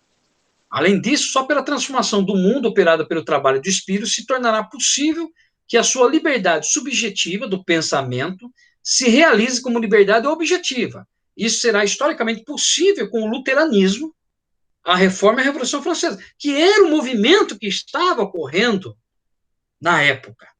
Tá? Eram revoluções que estavam emergindo. Então, Hegel vai distinguir o quê?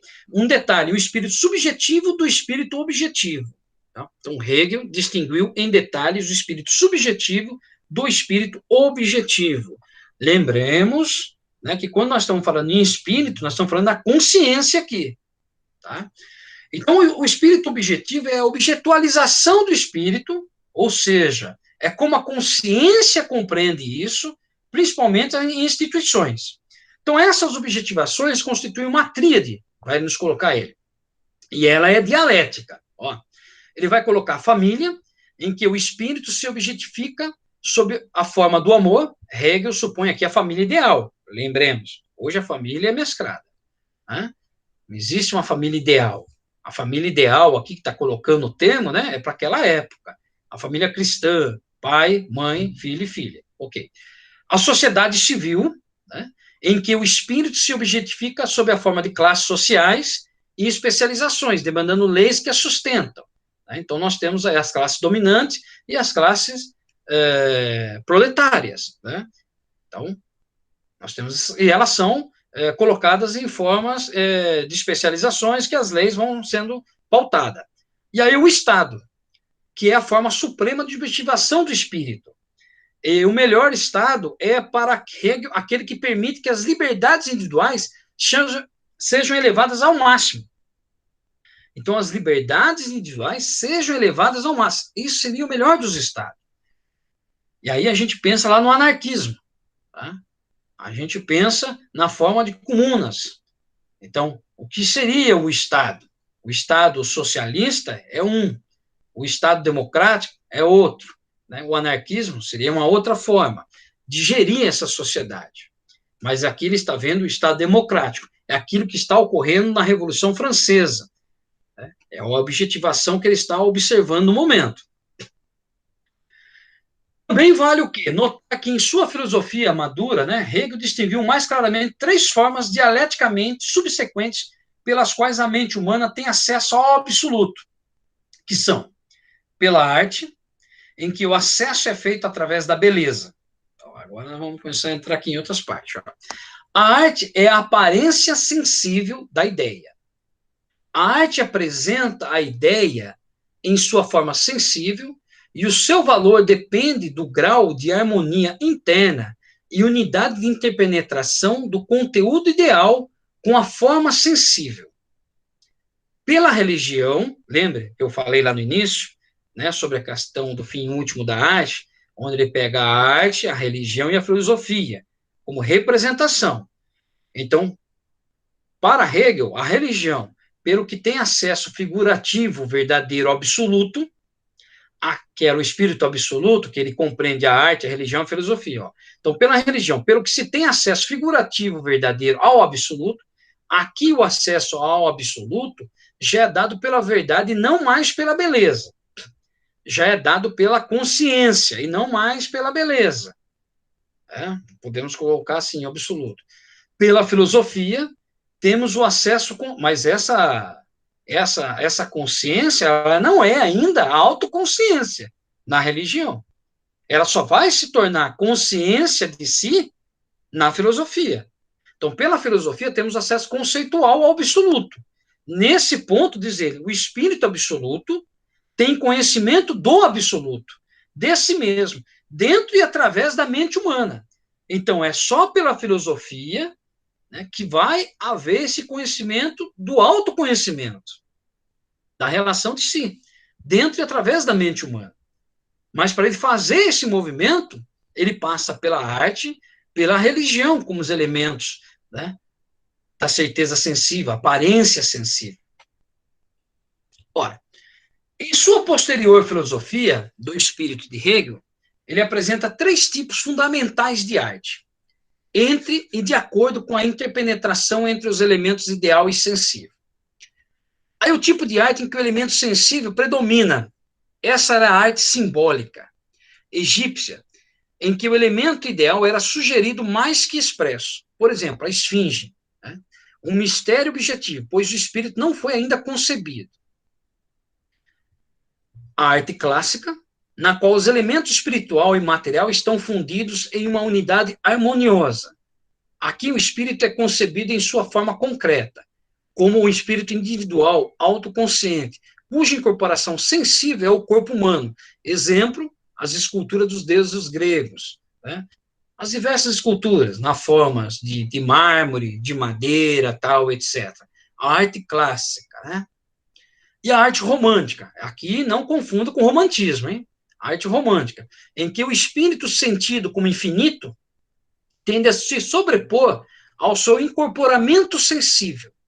Para Hegel, a arte romântica concerne a vida do espírito, movimento, ação e conflito.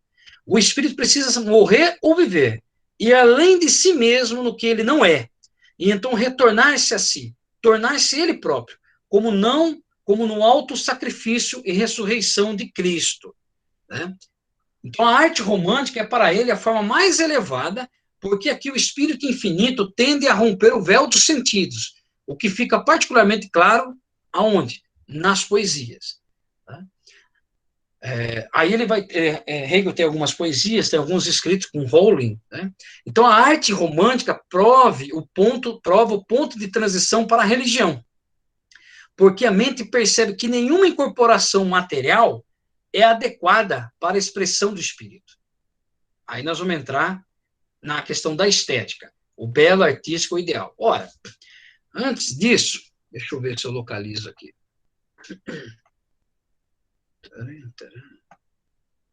Então, imagens. Não vou localizar esse troço aqui.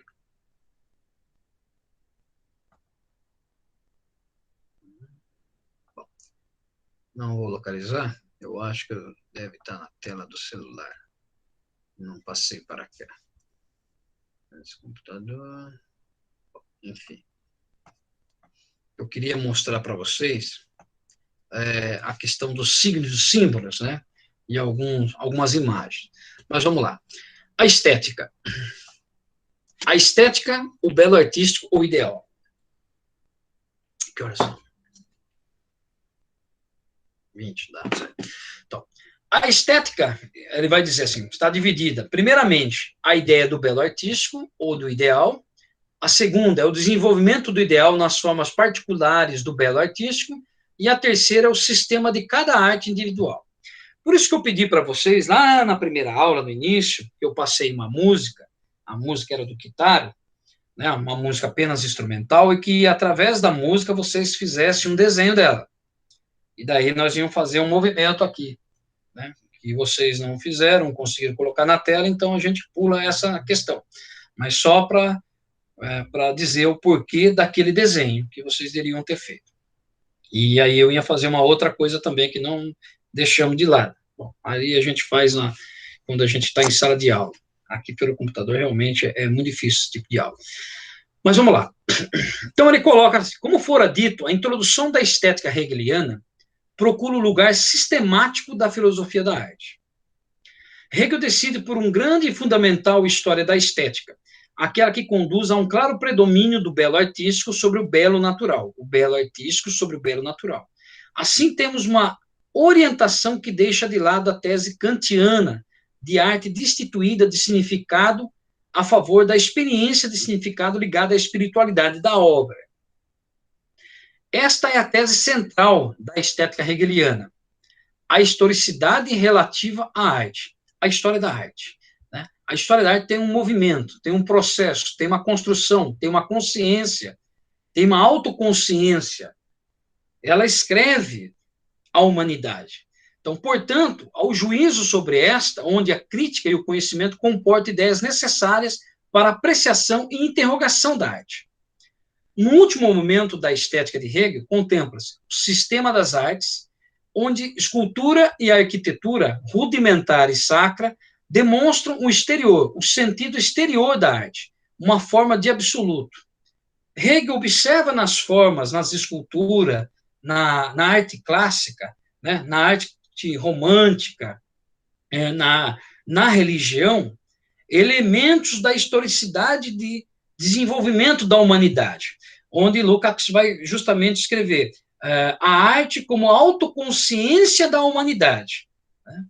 Tem uma parte em Lukács, né, uma parte do capítulo que ele vai escrever justamente sobre isso, a questão da estética. Né? Então, nas formas de escultura clássica, a presença espiritual torna-se humana. Isto é, encontra-se conciliados os lados opostos da sensibilidade e do espírito, os afrescos, né, nas igrejas, tal, aquela arte, digamos assim, religiosa, tal. Constitui o terceiro termo, a totalidade. Aliás, voltando, nas formas de escultura clássica, a presença espiritual torna-se humana. Isto é, encontra-se conciliados os lados opostos da sensibilidade e do espírito, novamente manifesto na poesia, na música e na pintura. Da poesia, dirá Hegel, a poesia, a arte da palavra, constitui o terceiro termo, a totalidade, que reúne em si, a um nível mais elevado, no âmbito da própria interioridade espiritual, os dois termos das artes figurativas e da música. Pensar sobre a música, o desenho, a dialética da criação. Então, havia um momento nessa aula nossa que vocês iam fazer 2 estrofes de poesia sobre aquele desenho. E aí a gente ia estar discutindo aqui para movimentar a nossa consciência. Não foi possível. Né? Então, veja, o poeta tem de conhecer o núcleo substancial de uma época, de um povo. e só pratica um grave, isso, né, só pratica um grave anacronismo quando introduz naquele núcleo intrínseco o que se lhe opõe e o contradiz. Então, veja, sobre a arte e a imaginação, aquilo que é possível de atingir os 5 sentidos. O homem e sua criação para o artista, ou seja, a criação surge onde existe o homem imaginando. Se há um homem imaginando, existe já a criação. Então, o que é o ato criativo? É o homem imaginando. O início dos processos criativos já inicia-se na sua imaginação. Então, segundo Hegel, sobre a questão da imaginação, para o artista e a obra, é a imaginação do artista que constitui esta atividade subjetiva criadora. E por isso nos resta falar agora da obra de arte. Mostrar que a obra de arte faz parte da interioridade subjetiva e que, antes de ser uma realidade tangível e visível, tem de amadurecer na subjetividade criadora, no gênio, no talento que lhe dão a forma definitiva. Ora, outro elemento importante é a intuição, que está na base dos processos criativos. O ato da intuição é carregado de símbolos e signos, que fazem parte de um todo, porque o homem não pode ser visto em partes, diante do processo de imaginação. Então, chegamos num bar, tal, etc., e tem lá um banheiro, tem uma figura lá de um homem e uma figura de uma mulher. Pelos esses signos, pelos símbolos, já nos identifica o que é um outro. Se tiver a figura de um vaso, nos dois lados, você sabe que são 2 banheiros. Mas você não vai distinguir qual é homem e qual é a mulher, porque o vaso é o vaso comum e corrente. Então, veja, os símbolos e signos são pertinentes. Né? O símbolo de uma mão desenhada na caverna, o símbolo de um animal desenhado, né? Ou então, se a gente pegar lá o livro do Sérgio Buarque de Holanda, Caminhos, tem uma passagem no livro onde ele vai falar sobre os indígenas. Então, os indígenas que passavam pelo rio, tem lá o nome do rio que eu não me lembro agora, tal, desenhavam na beira da margem um tipo de peixe. Então, era o tipo de peixe que se encontrava ali naquele tipo de rio. Lascavam a casca da árvore, indicando um caminho. Então, é o homem imaginando, criando e escrevendo e já processando. É um processo criativo. Quem cria? O homem. O animal não cria. Né? Em Marx, nós temos uma passagem sobre isso. Ele vai falar sobre a questão da aranha. A aranha tece a sua teia magnificamente. Mas ela tece sempre a mesma teia. Do mesmo formato, mesma coisa da abelha, e assim por diante. E o homem não. O homem teceu, tem aí os tecidos, tal, etc. Né? Tem fio muito mais fino hoje do que de uma aranha, e resistente. Então, essa é a imaginação do homem. Aí é Marx falando do homem através do trabalho. É o social, é a criação. Então, veja, outro elemento importante é essa intuição. O ato da intuição é carregado do quê? De símbolos e signos. Aí nós podemos nos remeter também a psicologia, onde entra Nietzsche. Né? Nietzsche é considerado por muitos como um dos grandes percussores da psicologia. Tá? E aí nós podemos pegar, por exemplo, o meu nome do indivíduo lá? Me falhou aqui a memória. Mas o homem e seus símbolos. Né? Tem um livro, alguém lembra aí, Anel? Nós trabalhamos isso aqui na universidade com os sonhos. Tá? Cadê o livro aqui? Deixa eu achar o livro aqui que eu já vejo. Cadê? Cassirer? Não. Ele foi discípulo de Freud, aí você para de Freud? Cadê o livro aqui? Lacan. Não, é anterior. Vai trabalhar os homens e seus símbolos. Não sei. Tá. Deixa eu ver aqui. Deixa eu ver. Vou lembrar aqui que eu ia dar um exemplo aqui, tá? Cadê a Marlida ali? Sumiu, bicho. Acho que depois eu lembro, então. Ciência da lógica. Cadê os homens e seus símbolos que eu estou achando aqui? Sumiu o Marlita aqui. Põe aí no Google, aí vocês põe os homens e seus símbolos aí, que acham. O cara, não achei onde foi parar esse livro. Bom, enfim, o que fala nesse livro? Né? Fala sobre os arquétipos, né? Então, a imaginação da intuição e através dos sonhos. Então, ele vai identificar os sonhos, tá? Através de simbologias também. Isso induz à intuição. Tá? A intuição, muitas vezes, aparece num sonho. Muitos cientistas tiveram o desenvolvimento de uma tarefa, ele está empacado ali para descobrir alguma coisa, e de tanto pensar sobre isso, se manifesta no mundo dos sonhos. Tá? Eu esqueci o nome aqui do cara. Deixa eu achar aqui. Agora estou com raiva, vou achar, calma aí.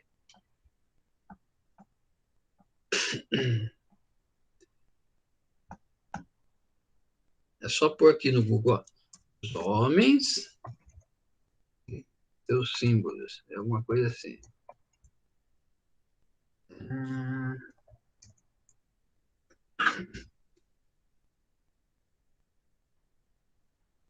Aí, achei. Jung, Carl Gustav Jung. Poxa, então. Em Jung, o homem e seus símbolos, ele vai escrever sobre a questão dos arquétipos, ele vai escrever sobre essas questões relacionadas à criação do homem por signos e símbolos, né? Que isso transpassa, na verdade, toda a humanidade, né? Desde os tempos primitivos até os dias atuais. Então, esses arquétipos, eles são universais também.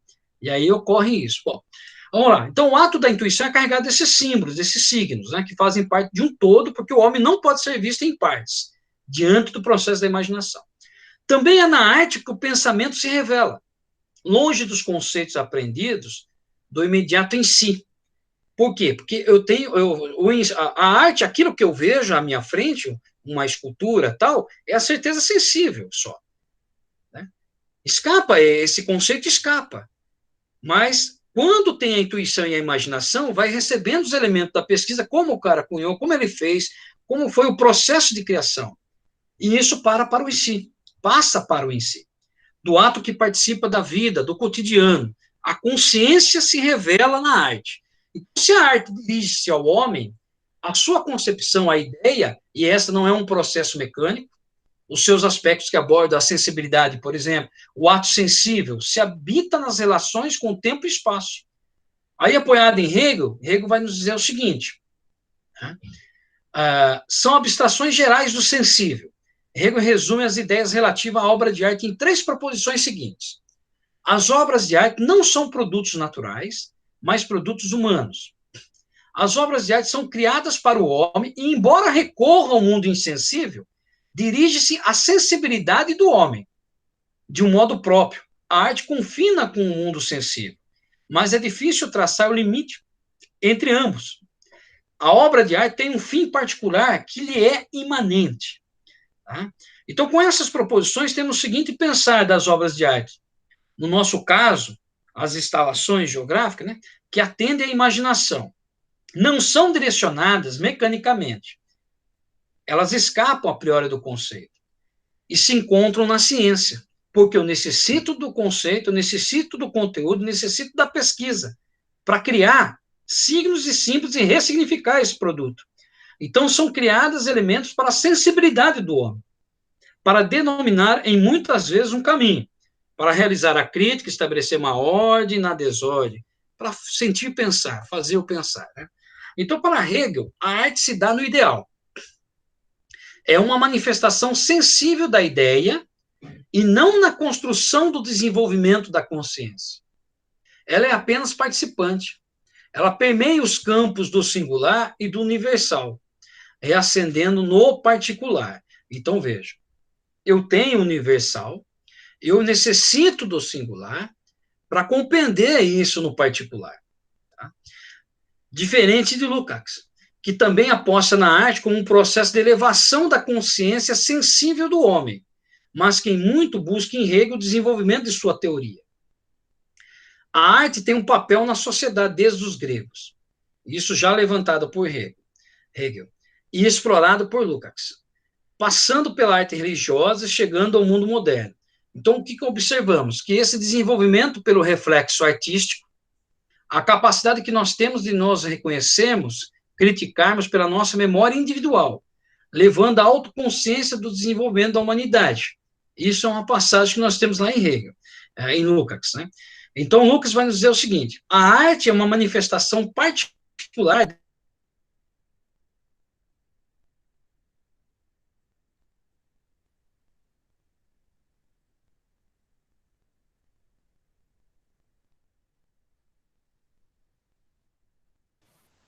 Acho que travou a tela do professor. Ou foi só para mim? Aqui também Travou aqui também. Acho que foi Travou para aí? todos.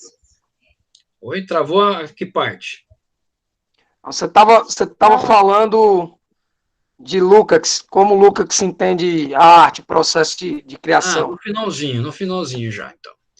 Então, aqui, no final é o seguinte, diferente de Lucas, né, o Lucas vai colocar o seguinte, que a arte é uma manifestação particular dessa tendência geral. Ela é uma manifestação individual e social, de modo, ao mesmo tempo, contraditório e unitário. Por isso é criadora de tipos. Ela cria tipos de arte.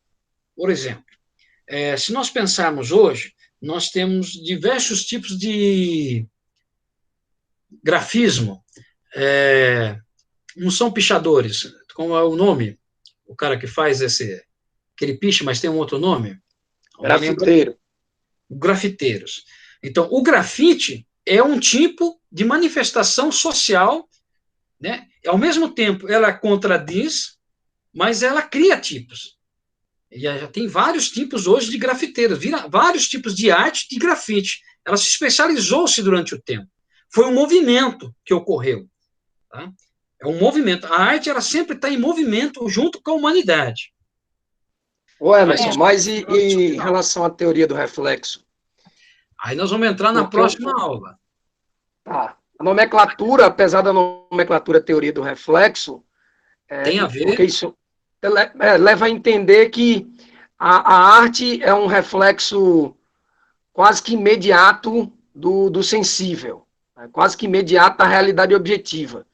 Só que, como você bem falou aí, e na citação do Lukács também está explícito, a arte ela não expressa só a objetividade, não é uma forma só de objetividade, ela também perpassa o repertório cultural do próprio artista, a intuição, né, o campo do subjetivo também.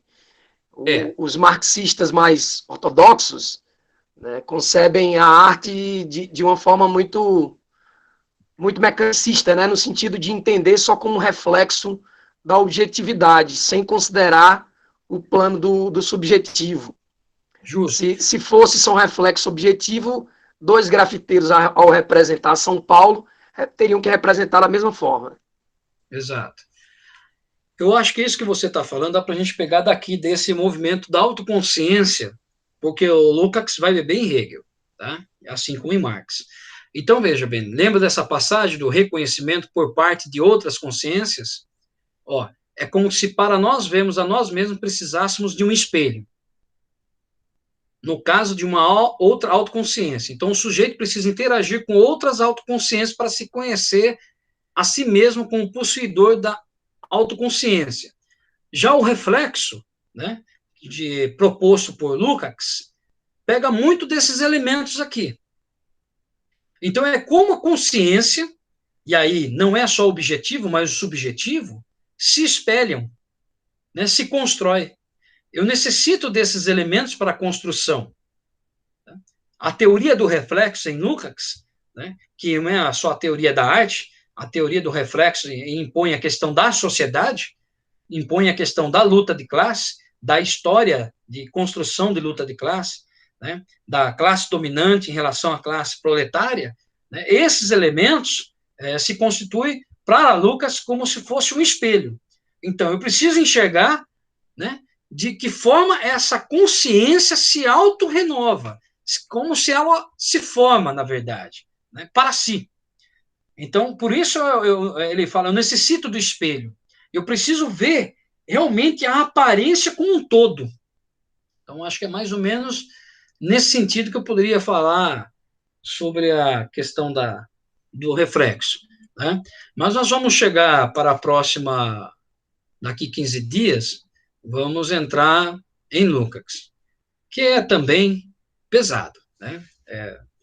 O que nós estamos vendo aqui, vocês estão vendo aqui, é só teoria, certo?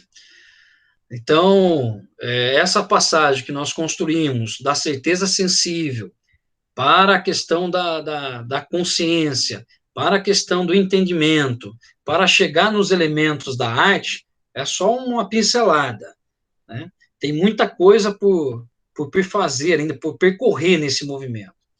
A proposta era só a gente dar essa primeira base e depois a gente vai para Lukács. Em Lukács, nós vamos retomar algumas coisas de Hegel. Tá? Nós vamos retomar algumas coisas. E aí a gente vai ver lógico, a estética, né, o escrito estético, de 34, acho que 64, alguma coisa. Eu vou pedir para a Janaína, eu vou mandar para a Janaína para o e-mail dela o slide, e aí ela compartilha com vocês aí. Tá certo? Ok? Ok, professor. Certo, né? Então fica aí para daqui 15 dias aí. Agora sim, essa questão de Hegel ainda leva um tempo para a gente entender, viu, pessoal? Não é uma tarefa simples, mas é bacana. Emerson, licença. Pois O não. senhor teria algum livro em PDF para nos enviar?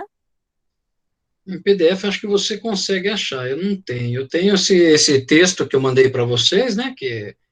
Mas isso é só uma compilação daquilo que eu faço. Né? Mas aí o certo mesmo seria ter o livro, a Filologia do Espírito, para se é que quer embarcar nessa.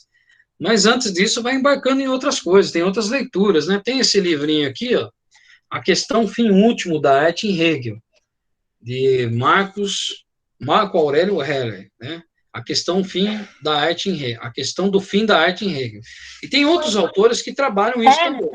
Aproxima mais o livro da tela, não consegui visualizar, não. É que eu não estou vendo também, aí... Pronto, tá ótimo. Tá? E aí temos...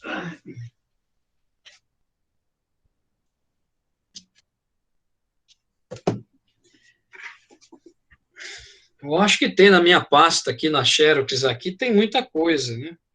E tem essa coleção porque existem vários tradutores, tá? Vários tradutores. Aí vocês têm que ver.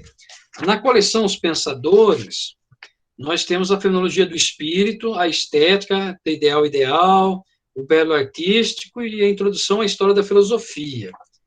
Né? Então, nesse livro aqui, que tem aqui, por exemplo, as teorias empíricas da arte ainda, não sei se vai dar para ver, tá? Sim, estamos vendo. Tá. Então, aqui é uma das partes que eu trabalhei com vocês aí. Lógico que tem muita coisa aqui ainda. O reino da arte é o reino das sombras do belo, ele vai dizer. O cheiro, o gosto e o tato apenas se refere às coisas materialmente sensíveis, né? O tato é sensível ao frio, ao calor, o cheiro é a evaporação das partículas materiais, o gosto, a dissociação das partículas materiais. Ele vai explicar cada uma dessas coisas. O agradável não participa do belo, mas liga-se à sensibilidade tal como existe para o espírito. Ele vai dizer, a matéria sobre a qual a arte se exerce é o sensível espiritualizado ou o espírito sensibilizado. O sensível só entra na arte no estado da idealidade, do sensível abstrato. E aí vai seguindo. Aí depois tem a ciência da arte, tem muita coisa aqui que não dá, né? A gente levaria aí 1 ano, na verdade, para a gente estudar. Se for, aí tem que montar um curso, né, separado, só a estética de Hegel, né? E tem um outro aqui que é a ciência da lógica. É um outro livro que ele escreve, acho que em 1803, memória, ou 1832, ciência da lógica. E tem direito de Hegel também. O fundamento não é a gente ser especialista em Hegel, né? A gente deixa para os filósofos. A gente precisa compreender um pouco de Hegel justamente sobre a questão de como a consciência se desenvolve. Então, ele nos explica como a gente observa os objetos. Como é que os sujeitos, os objetos que estão na nossa frente se formam na nossa mente. Né? E de que forma formam isso para a consciência. Né? Mas a consciência é apenas uma certeza sensível, como é no início o copo. E ela não demonstra isso. até que a gente vai avançando a consciência pela percepção, né, do branco, do sal, mas ainda não é um entendimento. Né? E para chegar ao entendimento, a gente passa por esses vários níveis de processo de consciência. Então, como é que eu entendo, eu compreendo realmente? E sobre o entendimento, ainda tem muitas outras. Você acham aulas no YouTube sobre só a questão do entendimento, que é um outro nível da consciência. Tá certo? Bom, eu acho que para isso... Ô, Emerson, e isso aí isso é uma etapa, né? Porque como Hegel é um idealista, é idealismo alemão, ele considera que a consciência determina as condições materiais. Quando, na verdade, o Marx e o Lukács, eles invertem essa máxima. Que é através do trabalho e o materialismo. Então, acho que o objetivo é chegar aí, né? O objetivo é chegar lá. Mas, assim, como você vai estudando Hegel, e aí a questão da dialética, a gente vai encontrar isso lá em Marx, que a gente ouve dizer, né? Marx inverteu, colocou Hegel de cabeça para baixo, que é justamente na questão da dialética, tá? Ora, não é bem assim. Não é bem assim. Entende? A filosofia se utiliza disso, né? A gente aprende isso nas aulas, até que dentro da filosofia mesmo a gente aprende essa inversão, mas a hora que você começa a aprofundar na leitura de Hegel, fala, opa, Marx queria dizer, mas não é bem assim que ele queria dizer. Entende? Existem vários entendimentos sobre isso, porque a dialética de Hegel, ela é realmente extremamente complicada, ela avança, porque assim, qual seria a equação? A teoria, a antítese e a síntese, correto? Isso em Hegel, né? Só para a gente compreender. Lá em Marx seria... espiral, né? Lá em Marx seria a teoria, a antítese e a síntese geraria uma nova síntese, uma nova tese, né? E aí ia se desenvolvendo, que é o processo da espiral, que na verdade é a dialética materialista, né, que vai buscar o todo. Só que você observando e estudando Hegel, nesse processo da consciência é a mesma coisa, ela não tem um fim. A consciência, você vê o objeto, percebeu o objeto, teve a sensação do objeto, reconheceu o objeto pelo universal, mas ela não determina ali, tem o particular, tem a singularidade dos elementos, e a ciência e a consciência vai evoluindo no processo, entende? Então não é, eu conversando com um outro pessoal da filosofia aqui, o pessoal que é mais voltado, mais formado, digamos assim, dentro dessa área, eu fiz esse questionamento, até para o Teixeira. O Teixeira, para quem conhece o Teixeira, é um cara aí que, especialista aí, praticamente, em Marx, ele não gosta dessa palavra, especialista, né? Que é, quando a gente fala especialista, a gente está caindo numa outra vertente do conhecimento. Mas é um cara que entende, né? Tem um livro dele, Conversando com Marx, né? Que é vendido no Brasil todo, tal. É um cara reconhecido dentro dessa leitura. E ele conhece muito Hegel, né? A gente participou num grupo de estudo aí, né, com ele, e assim, o cara tem um domínio de Hegel, tem um domínio de Kant, tem um domínio de Fichte, né, quer dizer, ele conhece esses elementos, porque o cara vai estudar Marx, ele precisa voltar nesses caras. Não tem como você estudar Marx sem fazer essas leituras. Né? Não tem como estudar Lukács sem voltar em Hegel. É impossível, não dá. Né? Foi isso que aconteceu comigo quando foi desenvolver a tese das instalações. Né? A estética, não, ferrou. Aí tive que voltar, e aí a gente começa a perceber esses escritos aí. Mas só que tem muita coisa ali, né, e precisa de muito tempo para você maturar e desenvolver isso. Bom, enfim. Emerson, que a gente cai naquele extremo, né, naquele extremo do reducionismo marxista, de dizer que a superestrutura é determinada pela base. E esse raciocínio é mecanicista, né? No sentido de dizer que a educação, arte, religião, tudo isso é determinado pelas relações de produção, pela base. Quando, na realidade, essa relação é dialética, né? Você uma perde coisa a dimensão da praxis aí. Uma coisa que nos incorre é o seguinte, é que para tentar explicar didaticamente, a gente cria essas armadilhas. E essas armadilhas nos pegam. Eu tive aula lá na época com a Odete Seabra, já aposentou, da USP na pós, e aí eu tive que apresentar o Marlito do Marx lá. Não sabia bolufas de Marx, eu estava iniciando, tinha acabado de sair da graduação, imagine.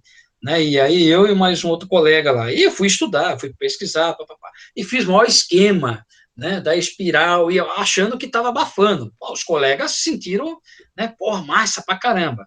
E ela chega a falar simplesmente isso. não dá para colocar, como que ela falou? Não dá para colocar exercícios e explicações na filosofia. Não gosto disso. Não gosto de dar exemplos. Foi isso que ela falou. Em filosofia, no pensamento, a gente não dá exemplos. Pô, fica difícil para o aluno pegar sem exemplos. Entende?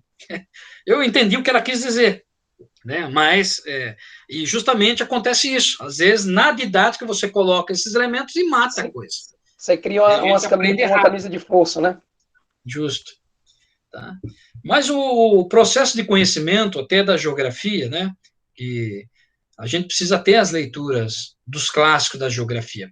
Quem não leu, precisa ler. Quem não leu Pequena História Crítica da Geografia, precisa ler. Ali é uma base.